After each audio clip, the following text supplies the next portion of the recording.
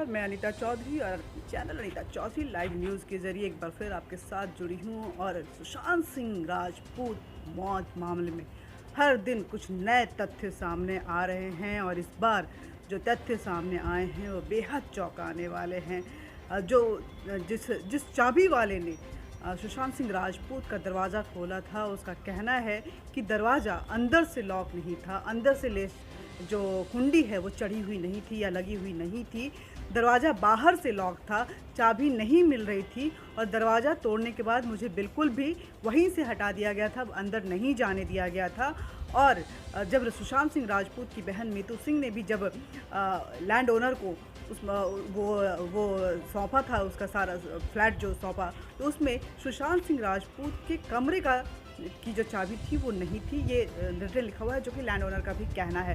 बेहद चौंकाने वाले तथ्य हैं कि आखिर जब अंदर से दरवाज़ा बंद नहीं था तो आखिर बाहर से वो बंद करने वाला व्यक्ति कौन था, कहाँ गई वो चाबी जो सुशांत सिंह राजपूत के कमरे की चाबी थी। और ऐसे में क्या ये माना जाए कि किसी ने उनकी हत्या करके, उनको लटका के, उसके बाद ताला बंद करके सोची समझी साजिश के तहत ये सारा खेल जो है वो खेला। इस बीच में जो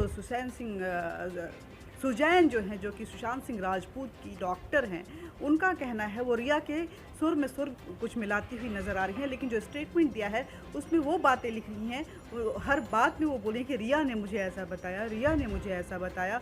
तो क्या जो सुजैन है वो रिया के कहने पे उनका इलाज कर रही थी या कुछ उनको इस तरह की चीज़ें दिखी, उसको देखते हुए वो सुशांत सिंह राजपूत को रीड कर रही थी। हालांकि उन्होंने कहा कि उनकी एंजाइटी लेवल थोड़ी ज़्यादा बढ़ी हुई थी, लेकिन ये लॉकडाउन का समय था, काम नहीं थे, और ऐसे में अगर मैं भी हूँ तो मेरी भी एंजाइटी लेवल थोड़ी बढ़ी हुई है। आज देखिए तो पूरे देश में से न जाने कितने व्यक्ति हैं जो कि एंजाइटी के शिकार होते हैं। इवन हम लोग जब कैमरे के सामने जाते हैं तो हमें भी थोड़ी एंजाइटी हमारी बढ़ जाती है कि हमारा रिप्रेजेंटेशन ठीक होगा कि नहीं, हम जो बातें कहेंगे वो पूर्णता के साथ कहेंगे कि नहीं, ये सोच आते हैं। तो इसका मतलब ये नहीं होता है कि व्यक्ति बाइपोलर है या उसको किसी तरह की डिप्रेशन है। एंजाइटी एक प्रक्रिया है जो एक एग्जामिनी को आता है, एक विद्यार्थी को आता है एग्जामिनेशन से पहले, एक किसी भी ऑफिसर को आता है किसी ऑपरेशन के पहले, लेकिन वो ऑपरेशन सक्सेसफुली करता है उस एंजाइटी पे ओवरकम करते हुए।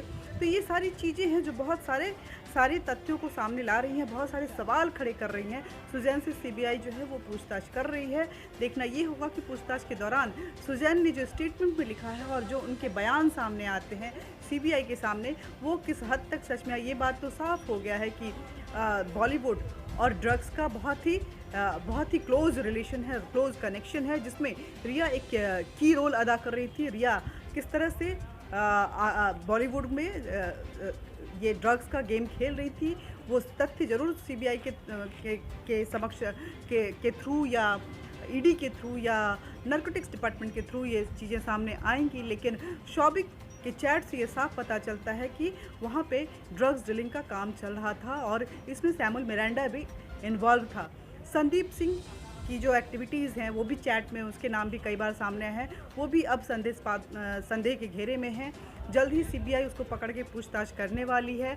बार बार सवाल किए जा रहे हैं कि आखिर क्यों संदीप सिंह से पूछताछ नहीं की जा रही है और इतनी डिले क्यों हो रही है। इस बीच में जो पॉलिटिक्स है महाराष्ट्र की वो गर्मा गई है, क्योंकि बहुत ही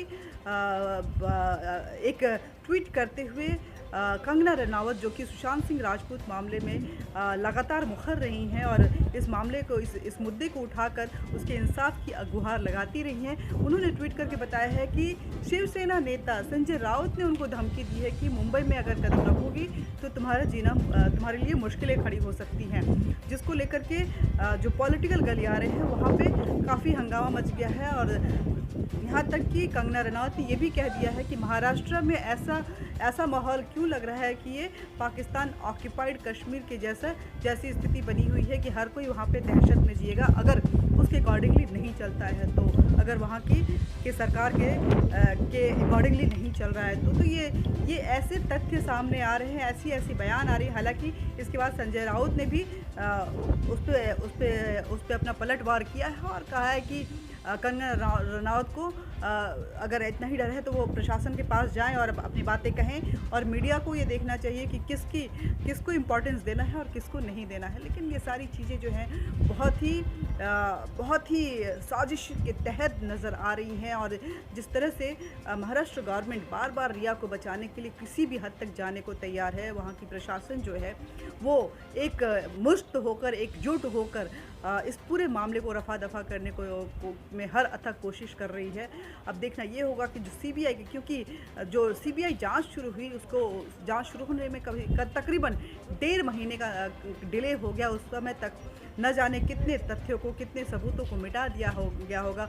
फॉरेंसिक जांच में कितनी ही चीज़ें सामने नहीं आएंगी। अभी तक जो भी बातें सामने आई हैं वो सारे चैट डिलीट कर दिए गए थे, लेकिन उसको रिट्रीव करके उस कड़ी को जोड़ने की कोशिश की जा रही है। अब देखना ये होगा कि और ऐसे कौन कौन से बड़े चेहरे हैं, बड़े नाम हैं जो इस पूरे प्रकरण के साथ जुड़ते हुए नजर आएंगे। आज के लिए बस इतना ही, फिर हम मिलते रहेंगे, बातचीत करते रहेंगे, लेकिन इसके लिए ज़रूरी है कि आप हमारे चैनल को सब्सक्राइब करें, साथ ही बेल बटन दबाएं ताकि आप तक नोटिफिकेशन पहुंचता रहे। लाइक ज़रूर करें, एनर्जाइज़र है, और अपने विचार ज़रूर साझा करें, अपने सवाल, अपने मुद्दों को हमारे साथ शेयर करें, ताकि हम आपके साथ, आपके अकॉर्डिंगली आपके साथ बातचीत करने आएँ और एक सार्थक बातचीत हो सके। तब तक के लिए बस आपसे विदा ले रही हूँ। हम मिलते रहेंगे, बातचीत करते रहेंगे। नमस्कार।